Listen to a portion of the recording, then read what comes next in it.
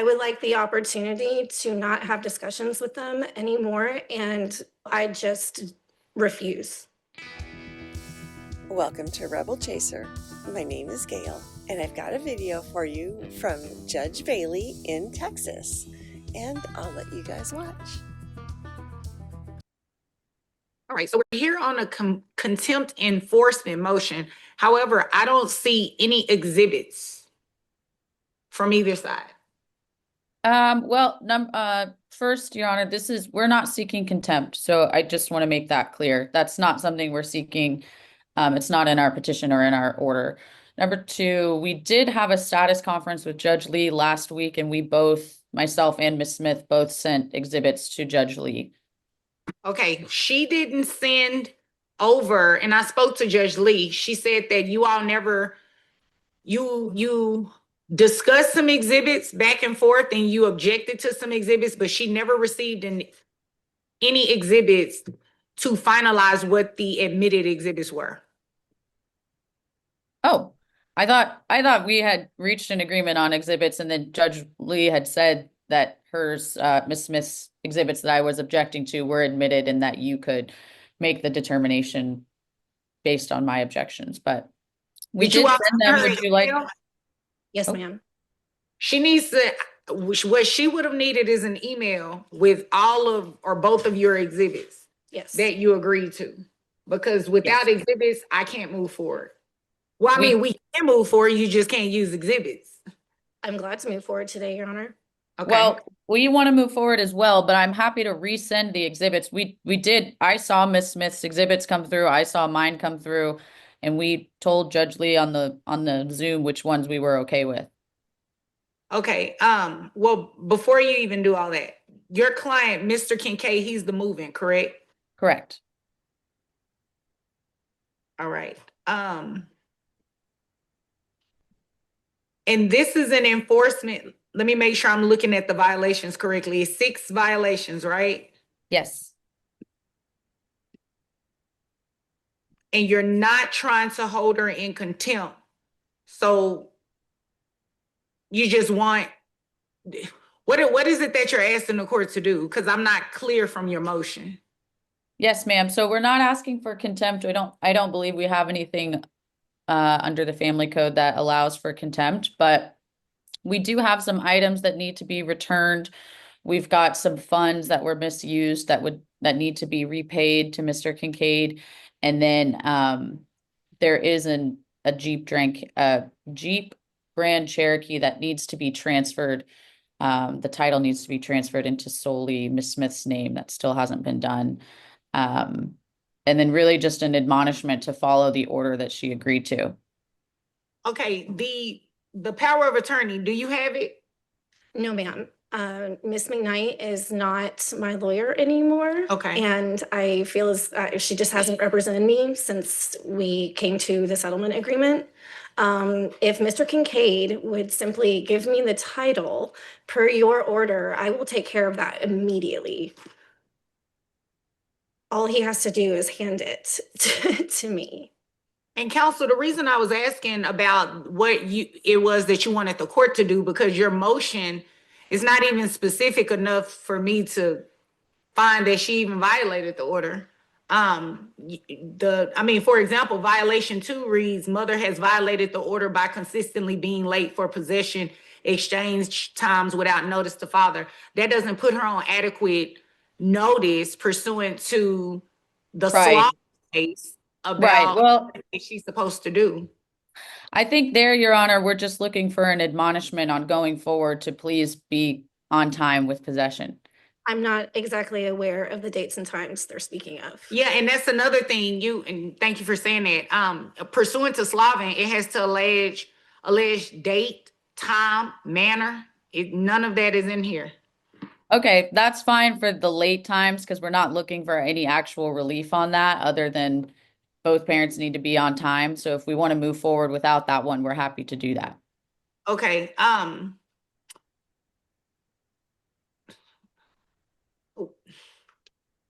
Well, counsel, in the prayer, Your Honor, it does say what we would like to have done. I understand, but before we even get to the prayer, we have to get through your violations. And your violations, May I speak to? hold on one second. Yes, ma'am. I don't even know how you would get there. Your violations are not even sufficient to put her on notice for the court to even grant what you're asking me to do. Does that make sense? In which way other than number 2? Well, I can't tell you that.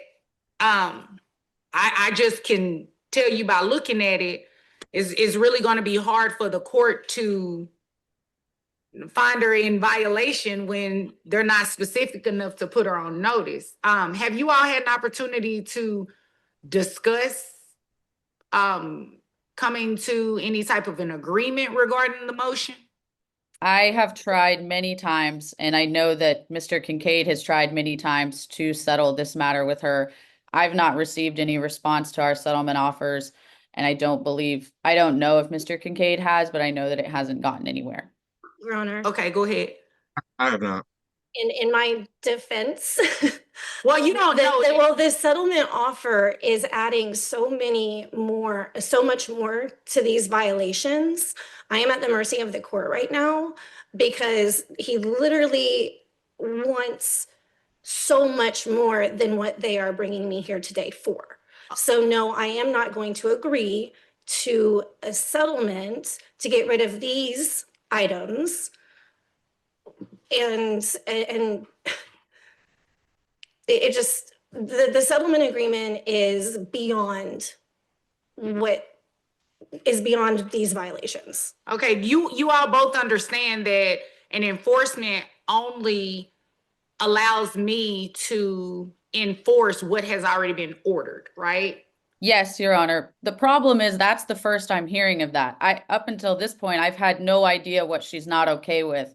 So the discussions, to answer your question, no, there's not been a discussion because we've just sent offers. You all can't talk over each other. This what I'll do. Okay, I will allow you all, if there's a conference room back there, if you would join the Zoom, I can put you all in a breakout room. That way, because the counsel, she just said this is her first time hearing it. Now, you may have had conversations with Mr. Kincaid. I don't know if it was probably translated to him, to his attorney, the proper way. Right. Well, I just refuse. Okay. So even after her saying that this was her first time hearing you say that, you're still refusing? There have been plenty of communication. No, it's a yes or no. Are you still refusing after what she just said? Absolutely. Okay. Joey? Your Honor, if I may, I would like to talk to her about what we could do to resolve this. I really would. I haven't had the opportunity to talk to her. I would like the opportunity to not have discussions with them anymore and focus on the violations at hand. Okay. All right. So, counsel, you heard that? I did hear that, but that is what the settlement discussion would be about, is how to resolve the violations in front of the court today. If I can speak to the violations, I think that we can agree. And Your Honor, my suggestions, I do think moving forward would be somewhat of a resolution. Okay. So could you do this for me? Yes. Right.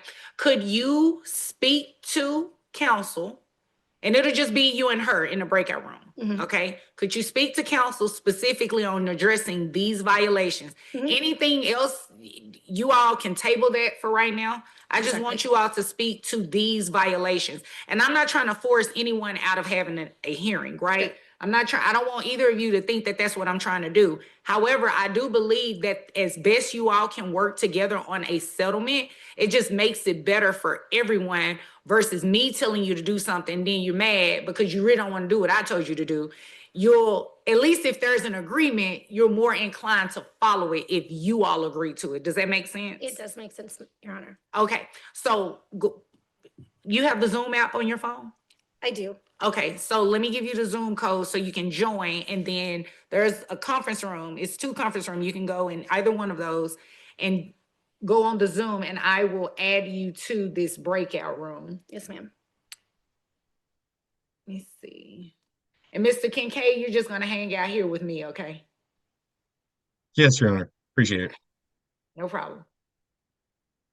So council, I'm inviting you to room 2. As soon as Ms. Smith joins, I'll add you over too. Okay. I do believe I have Zoom. All right. Okay. Okay, Attorney Hernandez, you're back. Yes, ma'am. We were able to reach some agreements, and then we just have 2 things for your honor. Perfect. You see how that worked? Okay. Yes. So let me pull your case back up. Hold on 1 second. And you all have to bear with me because the system is crashing on me left and right. Okay.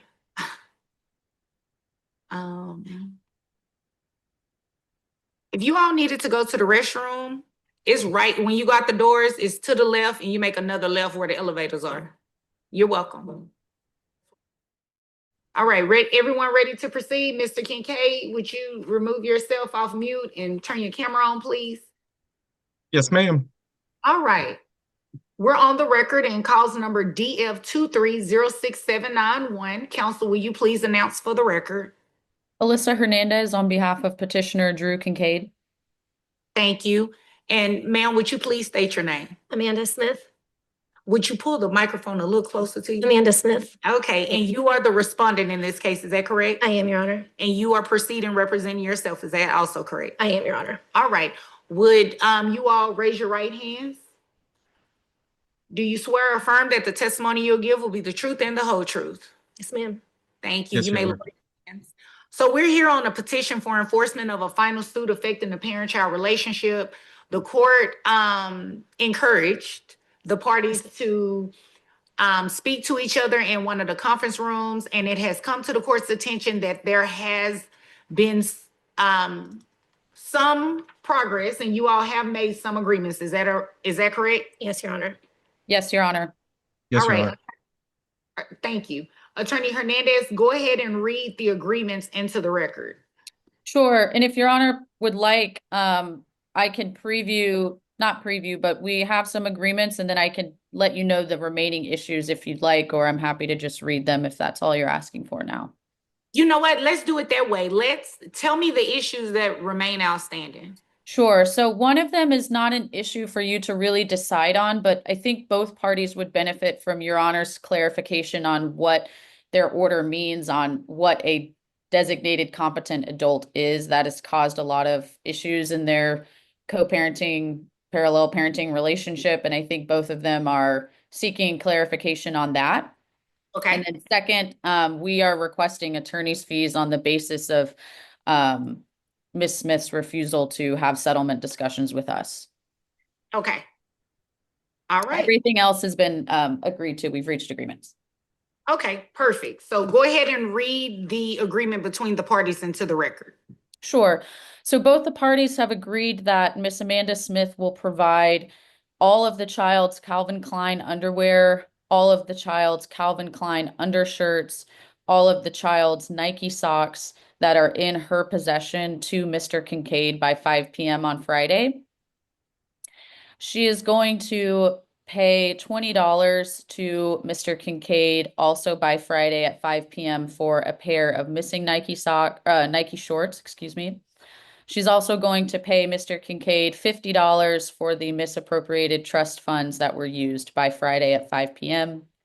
I am going to send the Texas DMV power of attorney form to Ms. Smith. She's going to fill that form out today and return it back to me for Mr. Kincaid to execute, and she will have the title to the Jeep transferred into her sole name by Friday.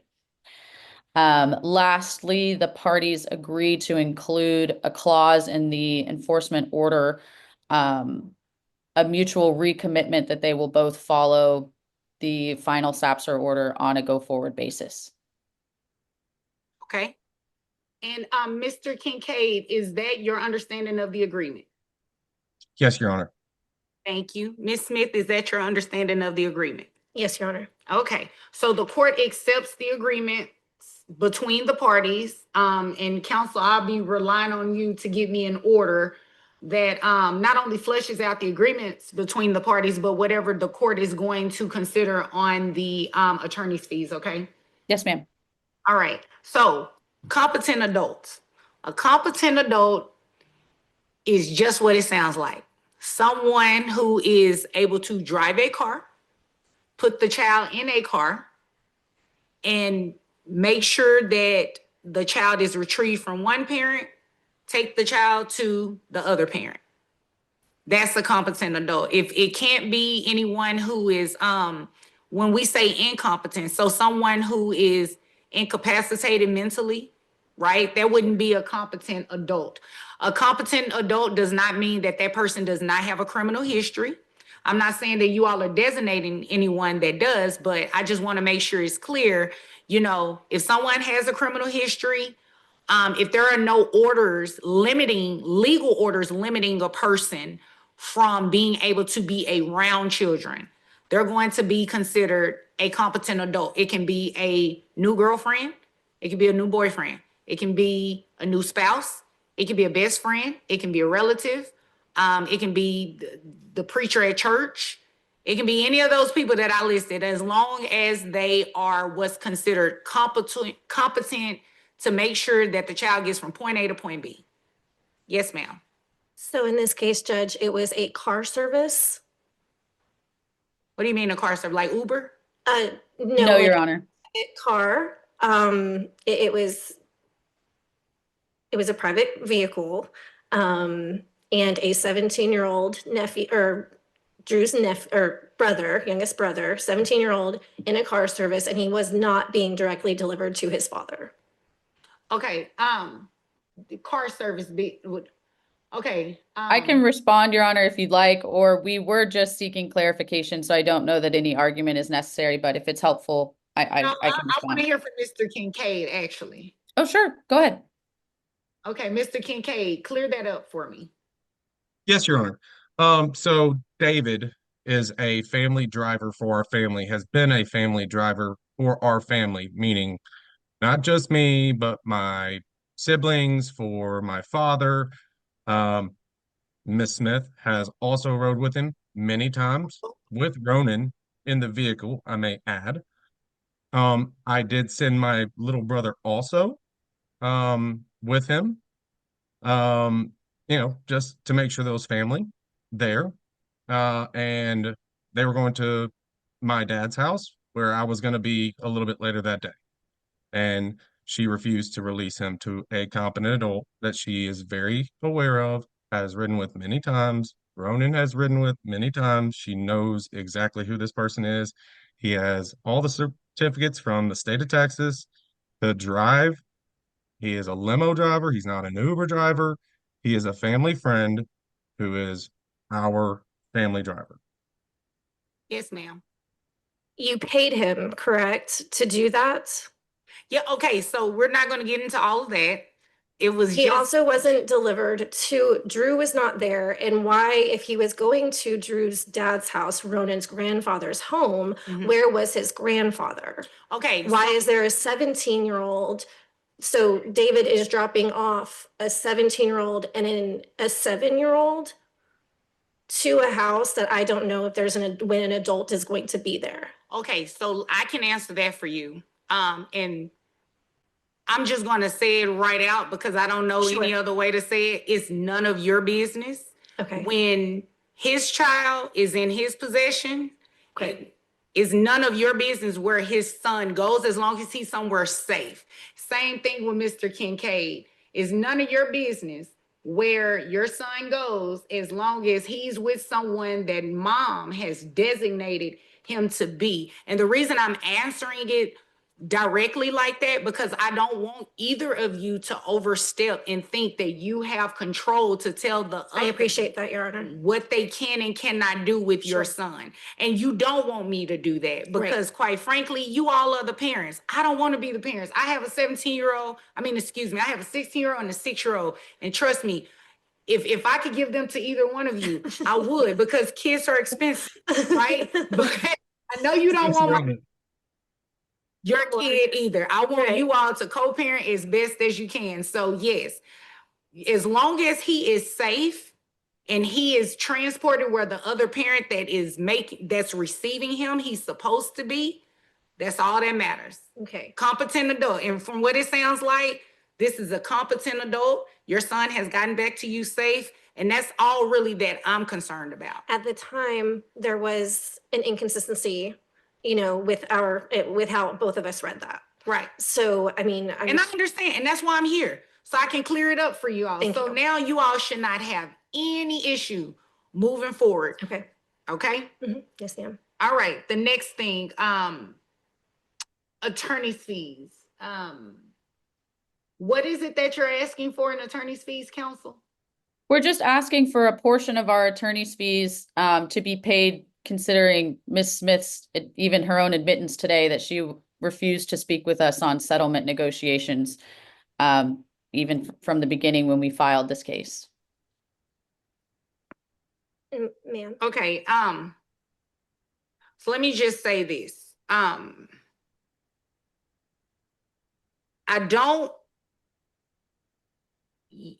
Attorney's fees are something that the court, I can't speak for any other judge, but it's something that the court utilizes to ensure that orders are followed, right?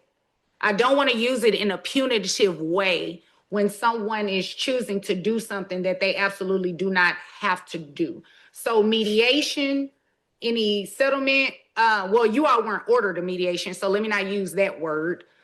Any informal settlement agreements, if either of you choose not to do that, you absolutely have the right to do that. And I don't want to make attorney's fees punitive, because at this point, I think that's what it would be, because she didn't agree to participate. I will say, even she told me no, but she did participate today, and that's all the court can encourage anybody to do. So I don't want to do that to anyone. So I'm going to deny attorney's fees. I just want to make sure that both parties understand this, though.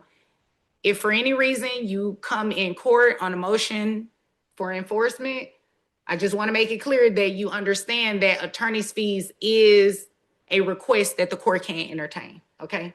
The court is just choosing not to do so in this particular situation. Okay, thank you, Your Honor. Okay, so Thank if you. you would give me an order, Attorney Hernandez, I would appreciate it. How much time do you need to circulate the order? I think I heard you give the last two cases 2 weeks. I think that's fine. Okay, so I will add you on the same date as everyone else. It'll be November 7th, 2025 at 9:30. That'll be in front of Judge Lee. Now, if the order is circulated and signed, you all don't have to worry about that date at all. It'll just go away. But if it's not, then you would need to log on to the Zoom that day with Judge Lee and let us know what's going on, okay? Okay. Let me give you all the dismissal code when you're ready. I'm ready. Okay, Ms. Smith? Do I need to write it down? You can put it on your, like a note on your phone. Yeah. Okay, it's 961-1106-4392. And to be clear, this is how I would log into the Zoom on that day on November? Yes. Okay. If you need If that we date. needed to. Yeah, you Okay. may not need the date Yes, ma'am. because you all came to an agreement. And let me just reiterate again, I appreciate you, Ms. Smith, even listening to me. You absolutely did not have to. I can't force you to do it, but I appreciate you going down the hallway and speaking, Mr. Kincaid. I appreciate you all for coming to some sort of an agreement, because like I said, when you agree on your own, it makes it easier for you all to follow the order. Anything Yes, else, Your Honor. please? No, ma'am. No, Okay, Your Honor. free to leave. Thank you so much. Thank you. Thank You're you. welcome. Thank you. You're welcome. Okay, so I didn't quite understand why Mom didn't want to negotiate or discuss the violations in private, because it was only for her benefit. I mean, to discuss the things in open court would mean that they are requesting a contempt charge if they were to discuss them that way. So by discussing them in private away from the judge, it keeps the judge from holding her in contempt. Because the biggest thing I saw, the biggest violation that I saw was the misappropriated funds. She knows she's not supposed to touch that. That's not her money, that's her son's money. She's not supposed to touch that. So that would have been the most egregious one that they discussed anyway, that I heard about on this case. And then the other one, not allowing her son to go when he was picked up by the brother in the limo. That also I don't understand, because I think the brother is considered an adult in Texas. That age is an adult. And he could easily watch his either his nephew or his little brother, whichever, I don't know, but he could easily watch him. I didn't quite understand why. I think the whole point of it was to be controlling.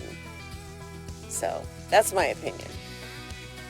But the misappropriated funds are probably the biggest violation. And the one that could have, if she didn't discuss it with them and get that off the table, if she didn't discuss that, and that was proven, she could have had a jail sentence held over her head for that, because that's obvious that you don't do that. So anyway, thank you guys so much for watching, and I'll see you another time.